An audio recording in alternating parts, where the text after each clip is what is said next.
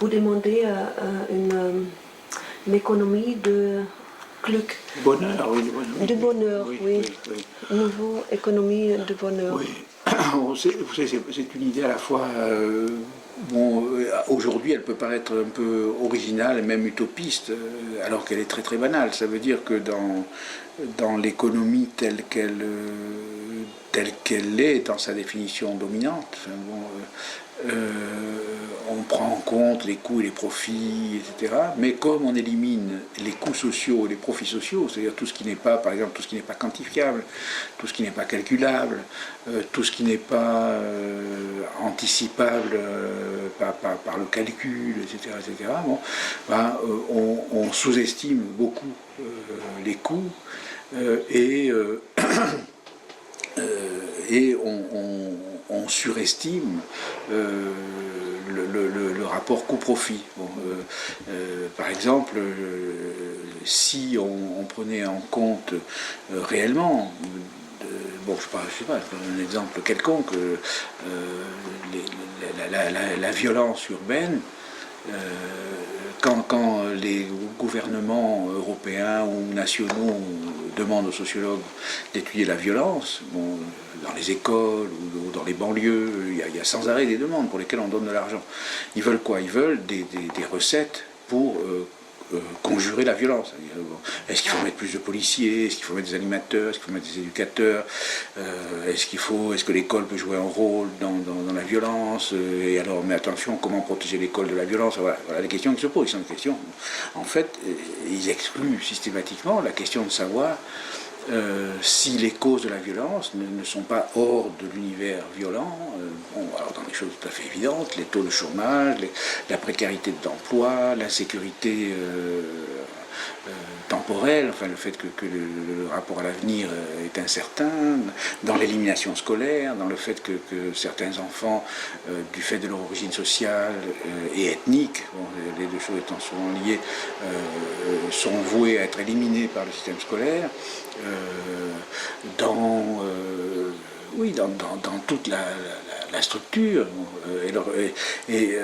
Ce qu'on ne voit pas, c'est que ce qu'on économise d'un côté, en disant on va réduire les coûts, on va faire des plans sociaux, comme on dit, on va renvoyer 2000 personnes pour abaisser les coûts de production, etc.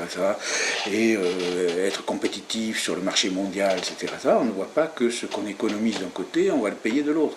Et que ces 2000 personnes, surtout si ce sont des jeunes, etc., jetés au chômage, vont consommer des tranquillisants, devenir alcooliques, consommer de la drogue, devenir dealer, puis killer, puis occuper des policiers, occuper des... Alors si on faisait l'équilibre de tous les coûts induits par des économies de coûts purement économiques, on s'aperçoit que c'est de la très mauvaise économie. Voilà, c'est tout.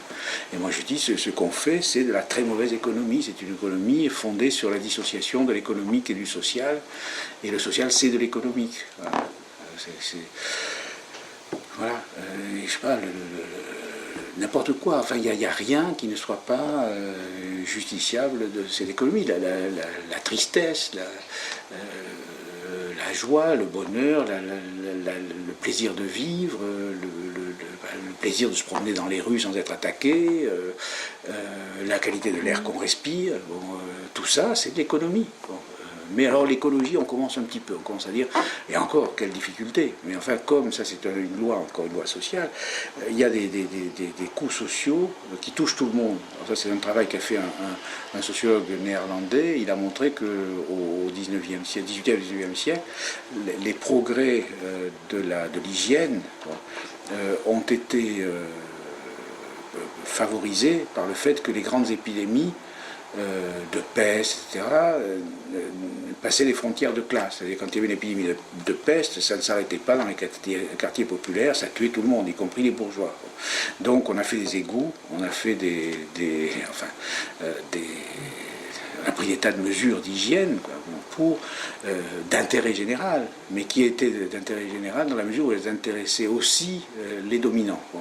Alors aujourd'hui, évidemment, quand il y a Tchernobyl, le nuage ne va pas s'arrêter à la frontière Oder-Neisse, elle ne va pas s'arrêter non plus au Rhin, elle ne va pas s'arrêter avant le 16e arrondissement. Hein, si elle va, à ce moment-là, on fait de l'écologie intéressée. Bon, hein. Alors maintenant, les médecins, qui ne sont pas une catégorie très progressiste dans aucun pays, hein, les médecins commencent à dire, ah oui, les taux de pollution, c'est très embêtant. Pour les cardiaques, on voit les statistiques, pour les asthmatiques, etc. Bon, mais personne ne sait les conséquences dans 20 ans. Dans 20 ans, on dira, voilà, il y a une corrélation entre le taux de cancer et la vie urbaine, etc. Mais ça sera trop tard. Bon, ça sera trop tard. Bon, alors moi, ce que je dis tout le temps, c'est, par la science sociale, nous savons dès maintenant que des mesures qui ont l'air très rationnelles économiquement aujourd'hui, on va faire plus de Toyota avec moins d'acier, hein, c'est en gros ça l'économie. Hein. Comme disait Leibniz, on va attacher plus de chiens avec moins de saucisses. Cette économie-là a des effets terribles, des effets dits secondaires, mais en fait qui sont primaires quand ça concerne la santé biologique, la santé mentale. L'équilibre personnel, par exemple l'alcoolisme. L'alcoolisme, c'est pas un phénomène, c'est un phénomène social. Je pense qu'avec toutes ces mesures qui font monter la bourse, à chaque fois qu'on fait une mesure comme ça, aussitôt la bourse monte, ça sera payé par certaines personnes et finalement par la collectivité. C'est pour ça que c'est un peu comme les égouts du XVIIIe siècle, ça sera payé par la collectivité. Moi, ce que je prêche, c'est l'intérêt bien compris. Je dis aux gens qui sont dominants, bon, vous pouvez être cynique, vous pouvez vous moquer complètement de ce qui arrive au peuple, mais c'est bête, c'est pas simplement méchant.